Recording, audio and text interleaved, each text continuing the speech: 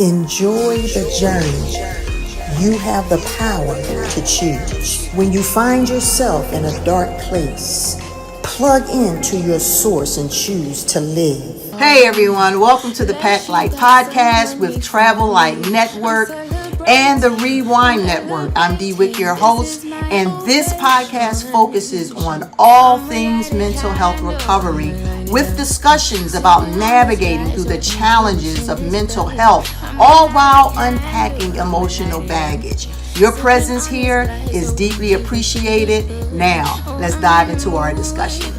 Hey everybody, welcome back to the Pack Light Podcast. I'm Dee Wick, your host, and today we'll be discussing part 2 of our previous episode, Building Community. Thank you so much for being here. Now, let's dive into our discussion. Carlandria, you also have connecting with like-minded people.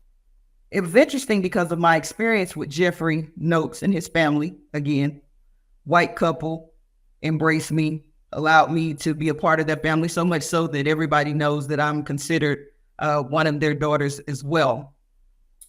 That when Bob decided to birth his vision of this home, I knew exactly what it felt like, because here too, again, white man creating a home for African-American men that he saw purpose in. So when you talked about that at a seat at the table board that I sit on, that's that company. So you're seeing how all of that connected.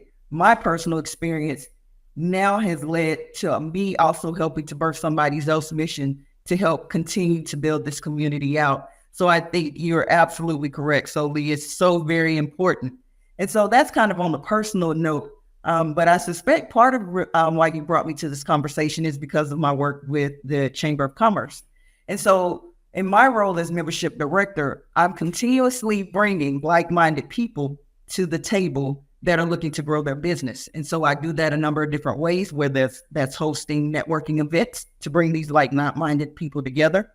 I also put on educational events as well, such as the one we got tomorrow about the value of having a SWOT analysis if you're a business owner. And so again, these connections are helping those, because we'll bring in someone, actually such as Dee, that has a nonprofit. She may need to be connected because she might be looking for funding opportunities with a banker. I have members that are bankers as well. So we're just continuing to connect these like-minded people that are helping to grow business that is helpful throughout DeKalb County, which goes back to the point that Jackie made earlier. It's about building community. Businesses, if they're booming in that community, people want to move there. Then you build these neighborhoods, such as what Jackie talked about, community that was able to, help when her daughter, left home to go find this that you threw in the trash, things of that nature. And you want a healthy, thriving community in order for just all of us to prosper, not just on an individual level, but with our families and the community. So it's great topics. That's all I got for you. And thank you so much. Yes, shout out to the DeKalb Chamber of Commerce. Has been a blessing to me. And this segues us right into the last topic, which is being who you need to attract. So I'm going to let you talk more about your experience with being who you need to attract, and more about the radio station and the cable TV and all that good stuff. So we'll start with Sharonda, and we'll let Nyamka, Mrs. Jones, bring up the rear. Yes. So, first of all, thank you for having me, and all the ladies that presented prior to me. An amazing job, very heartfelt and touching personal things that you all have gone through. I just want to step back for 1 second to say, when you spoke about having a loss and having a community, I grew up in the area where whatever happened in the house stayed in the house. You wasn't talking to anybody outside of the household. So today, to have the community and have people that you actually have that you can go to and have a conversation with, and who can understand and have empathy and sympathy for what you're dealing with, is amazing. And I'm so glad that those options are available to people today. So I just wanted to say that. Now, be who I need to attract. I am a very loving and caring person, and I truly will give you the shirt off my back. What I have found that it's not a lot of people that have those values. You find that people are out for self, and whatever it is they can get from you is what they're going to pull from you. And they're not sincere about who they are. So that's a huge hang up for me, because I like to take people at face value. So what I see and what you tell me, that's what I want to believe until you prove otherwise. And I've seen a lot of hurt from that, because you trust people. So I feel that God uses me as a vessel and allows me to share my life experiences with people and not be embarrassed in any way. And not that they have been anything that has been traumatic for me to be embarrassed about, but also it just, in my opinion, shows women you can get out of anything if you put your mind to it. So when your heart is open for you to feel, when your mind is open for you to understand and comprehend, when your ears are open because you're truly listening to what's being said, you'll be surprised what you can accomplish in life and what it will come to you. Because if your mind is closed, you don't understand what's going on around you. You don't truly understand the world. And if you're in my space, I'm going to love on you. I'm going to show you how to love on yourself. I'm going to make you laugh. I'm going to show you that I can hustle and grind and, how to be a good mother, and just be strong and solid in who you are. Don't waver and don't let anybody make you feel less than who you are, because you make a difference. You are somebody. You mean something. And if you're in somebody's space that makes you feel less than that, then that's not the space you need to be in. So being kind. When you're kind to others, a lot of times that's reciprocated. Even when you get the people who look at you and don't even want to speak, I still speak. And eventually they will speak. I mean, I can give you an example. At work one day, I would always speak to this young lady. She would just never say anything back. And then I said, well, maybe she don't hear me. So another day, I said it a little bit louder, and she turned around and looked at me, and she was like, well, you don't have to yell. And I said, well, I wanted to make sure you can hear me, because I speak to you every day and you don't say anything. And then she was like, but I didn't need you to yell at me. And I said, okay, but you heard me.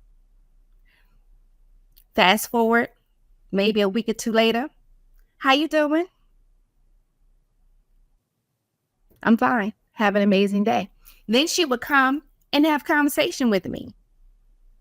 I'm not a bad person, but just because the weight of the world may be heavy on you, you don't have to project that onto other people. I choose to be happy, and I try to find anything positive out of something negative and use those things to jump the hurdles. Because if you allow the weight of the world to drag you down, you will never have any joy. So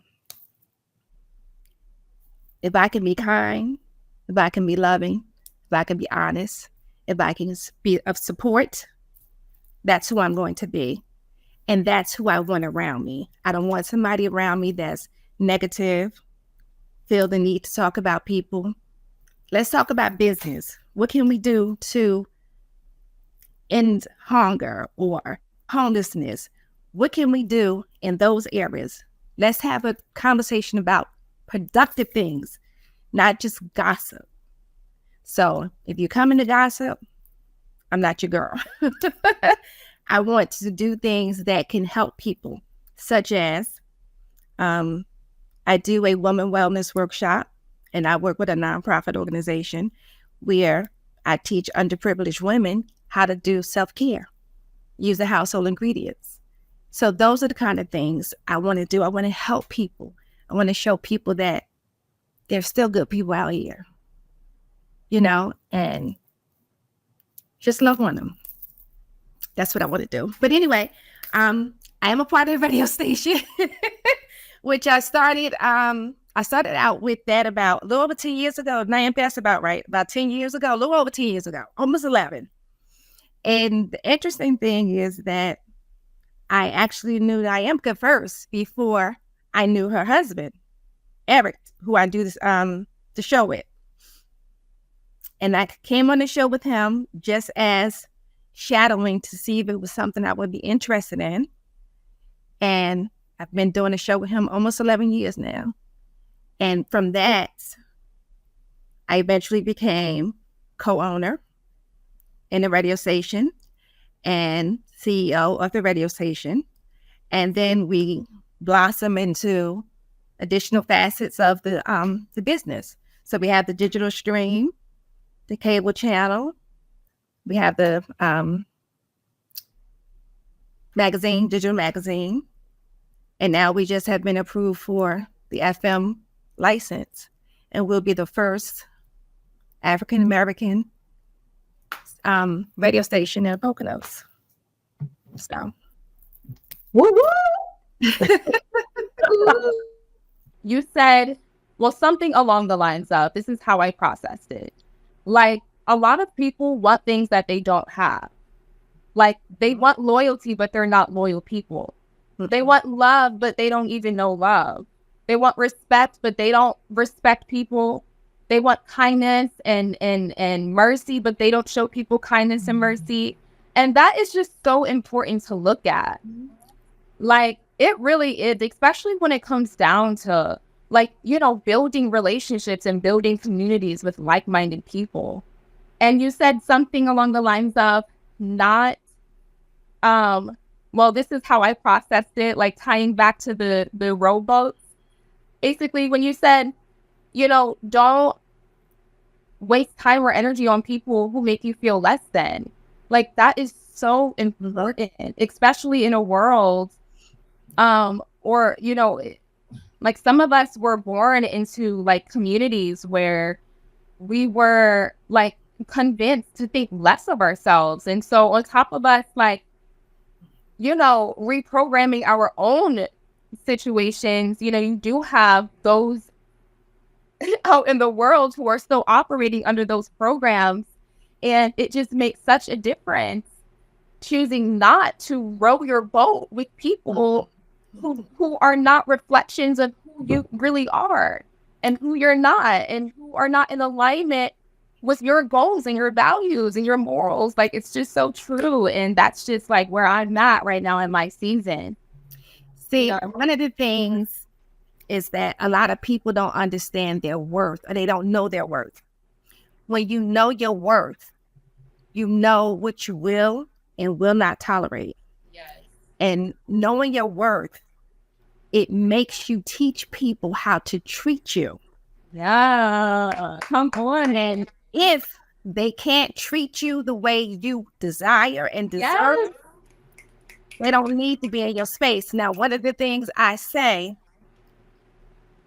I will not allow you to disturb my peace. period. If I need to dismiss you, I will dismiss you like I've never known you. And don't feel bad about it at all. Period. And sometimes I've had to dismiss myself from situations, because it can be like, either I'm going to dismiss myself or you're going to be dismissed, or because this is like where I'm not about to row a boat with somebody. No, it's not in alignment. Like, no, we're not doing that. But like you said, that comes with really knowing your worth and knowing who you are, because It's like if you don't know, then you'll just roll with anybody, and then you'll wonder why. Oh, why is my boat like? Why does my boat have holes in it? So one of the things you mentioned is about loving. You want to be loved and loved on people. You have to have love within first. If you don't know how to love yourself, how can you expect anybody to love you properly or know when somebody's giving you love because you don't know how to love your own self? That's so true. That's so true. And ooh, if you're not right for yourself, if you are taking on all this negative stuff and it's consuming you, Right. you can't keep the house right because you ain't right. Right. So I don't do the negative. I don't want it. Yeah. My motto is I can show you better than I could tell you. Yeah. I'm gonna tell you one time, two maybe. Yeah. After that, I ain't begging you. I ain't sweating you. I'm not doing any of those things. Have a good day. I want to say that I think all of the themes overlap, and the common themes are connections, connectivity. In all of these things, we're looking to build connections with people, whether you do it within the conforms of your community, whether you're looking to do it with people that are like-minded as yourself, or from the perspective that most resonated with me was, be the kind of person that you want to attract to you. So my mom is from Trinidad, and she has a saying that she says all the time. Growing up, she would say, "Show me your friends and I'll show you who you are."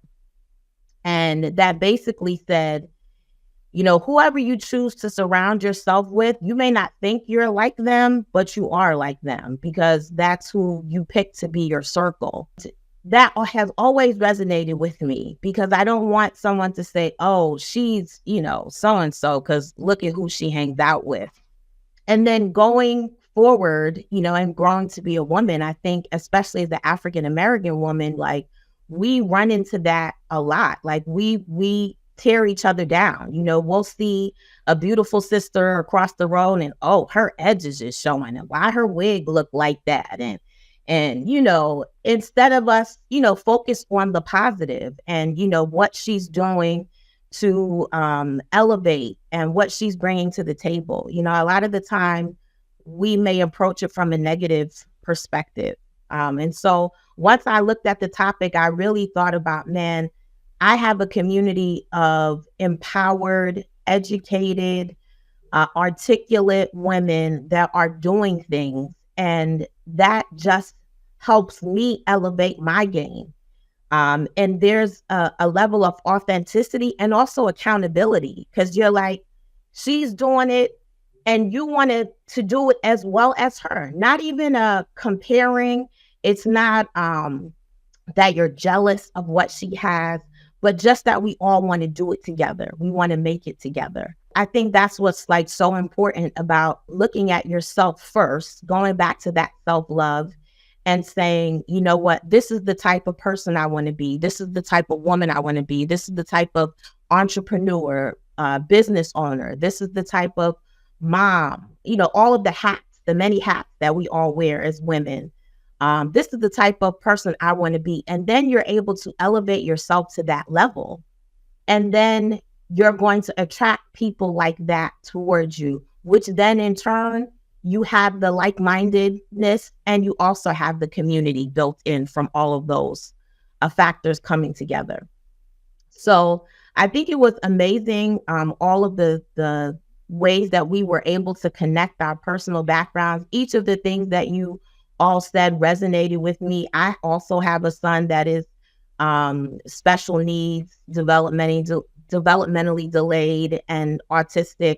And I realized that I didn't tap into a community growing up when he was growing up. There was a lot of shame that was associated with this, kind of feeling like, okay, why as a parent did this happen to me, and, what could I have done differently to make, him not be the way that he was. And, you're in the store and people are looking at you or in church, like, why she can't control her kid, instead of tapping into a community for a very long time, I, just came into myself and sort of sequestered myself a little bit. And then that can lead to feelings of isolation, and also of shame, and it was not until much later on that I realized, man, there are a community there of people that have tapped into resources and have information that I was able to glean from and have a much better experience. And especially with the radio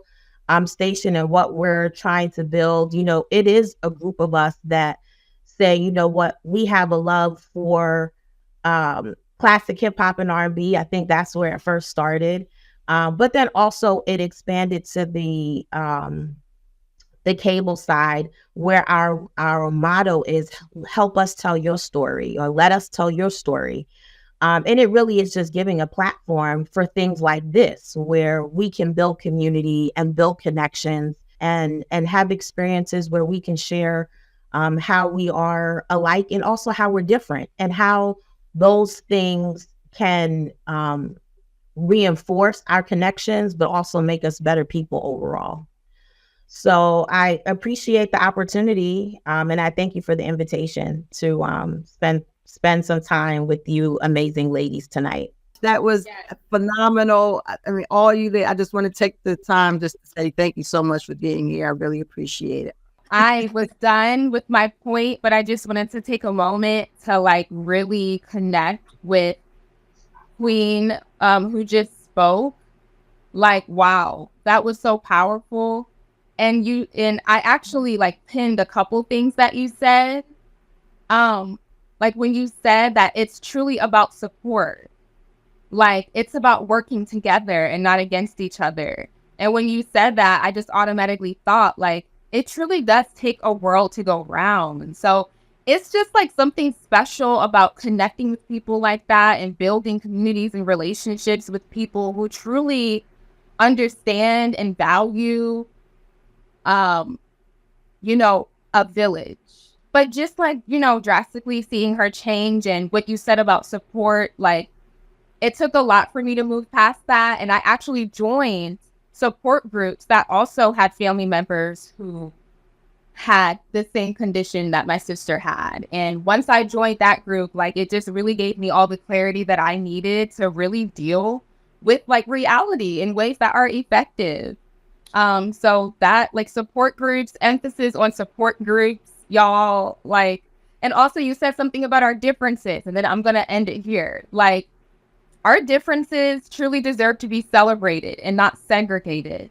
So I just feel so honored to be a part of a community that celebrates differences and that finds a way to weave it into our life's experience in wholesome and desirable and safe and healthy and amazing ways.